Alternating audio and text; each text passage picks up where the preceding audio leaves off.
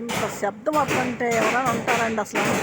ఈ రకంగా కొట్లు పక్కన ఇట్లా ఉంటే అసలు తలకాయ పగిలిపోయి నరాలు పగిలిపోతున్నాయి. ఎవరు పట్టించుకోవట్లేదు అసలు. ముందు పోలీసులు పట్టించుకోవట్లేదు, పోలీసు పార్టీ వాళ్ళు పట్టించుకోవట్లా, మరి ఇక్కడ కమిటీ వాళ్ళు కూడా పట్టించుకోవట్లా, మరి మసీదు కమిటీ వాళ్ళు కూడా పట్టించుకోవట్లేదు. ఈ రకంగా శబ్దం పొద్దున 6ంటికి అది జరుగుతూనే ఉంది.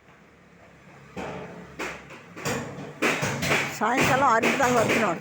పొద్దున ఉదయం 6ంటి నుంచి సాయంకాలం 6ంటి దాకా అస్సలు గ్యాప్ ఉండట్లేదు. ఈ రకం శబ్దాలు పడుతుంటే నరాలు బయలుపోతుంది అసలు.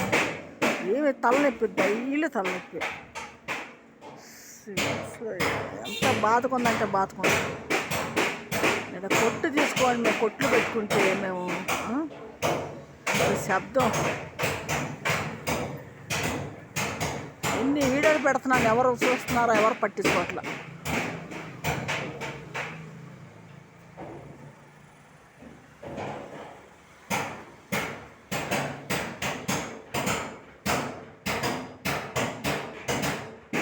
రోజుకు 2 ఆటోలు తీసుకెళ్తారు. చేసి డ్రమ్ములు, డబ్బాలు, ఇనుప శాఖలు, టంగి పెట్టెలు, అది చేపలు అమ్మేది బాక్సులు లాంటి చేపలు కానీ అవి ఇవన్నీ తయారు చేస్తారు ఇక్కడ. కానీ శబ్దానికి ఉండలేకపోతున్నాను. పాత సామాను మళ్ళీ పాతవి వస్తాయి, పాత డ్రమ్ములు పాలు కొట్టి మళ్ళీ తయారు చేస్తారు.